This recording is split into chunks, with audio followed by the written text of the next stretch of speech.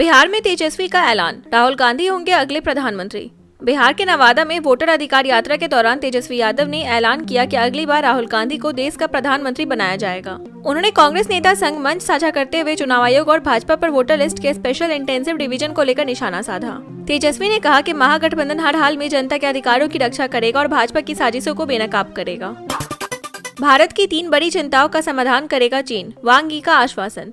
भारत दौरे पर आए चीनी विदेश मंत्री वांग यी ने एस जयशंकर से मुलाकात में भरोसा दिलाया कि चीन भारत की फर्टिलाइजर, रेयर अर्थ मिनरल्स और सुरंग खोदने वाली मशीनों की जरूरतें पूरी करेगा। यह आश्वासन प्रधानमंत्री मोदी की प्रस्तावित चीन यात्रा और अमेरिकी राष्ट्रपति ट्रंप द्वारा भारत पर भारी टैरिफ लगाए जाने की पृष्ठभूमि में आया है। 69,000 शिक्षक भर्ती, अभ्यर्थियों ने किया केशव प्रसाद मौर्य के आवास का घेराव। लखनऊ में 69,000 शिक्षक भर्ती के आरक्षित वर्ग के अभ्यर्थियों ने डिप्टी सीएम केशव प्रसाद मौर्य के आवास का घेराव कर जोरदार नारेबाजी की। सुप्रीम कोर्ट में सुनवाई न होने से नाराज अभ्यर्थी उनके घर के सामने धरने पर बैठ गए। सुरक्षा के लिए मौके पर भारी पुलिस बल तैनात है। सुप्रीम कोर्ट ने कहा, राष्ट्रपति राय मांगे तो गलत क्या है। सुप्रीम कोर्ट ने तमिलनाडु और केरल सरकारों की उस याचिका पर सवाल उठाया जिसमें राष्ट्रपति के रेफरेंस का विरोध किया गया था।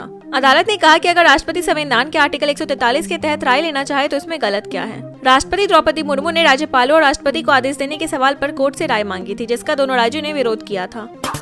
पीएम मोदी बोले, राजनीति में खेल नहीं करते सीपी राधाकृष्णन।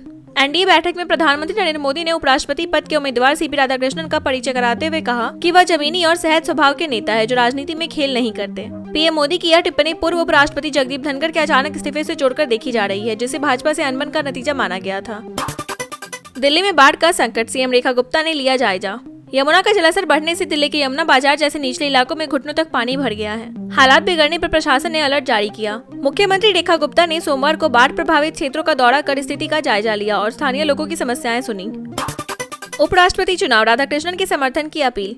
एनडीए संसदीय दल की बैठक में प्रधानमंत्री नरेंद्र मोदी ने महाराष्ट्र के राज्यपाल और एनडीए के उपराष्ट्रपति पद के उम्मीदवार सीपी राधाकृष्णन का औपचारिक परिचय करवाया। पीएम ने विपक्षी दलों से अपील की कि वे राधाकृष्णन का समर्थन करें ताकि राज्यसभा सभापति का चुनाव सर्वसम्मति से हो सके। उन्होंने बताया कि इस संबंध में रक्षा मंत्री राजनाथ सिंह सभी दलों के नेताओं से चर्चा कर रहे हैं।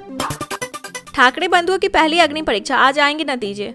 करीब 25 साल बाद एक हुए उद्धव ठाकरे और राज ठाकरे के गठबंधन की पहली बड़ी परीक्षा मानी जा रही best employees cooperative credit society चुनाव के नतीजे आज घोषित होंगे। उत्कर्ष पैनल के तहत शिवसेना ने 18, एमएनएस ने 2 और SC/ST कर्मचारी कल्याण संघ ने एक उम्मीदवार उतारा था। इस चुनाव में गठबंधन ने भाजपा समर्थित पैनल के खिलाफ कड़ा मुकाबला किया।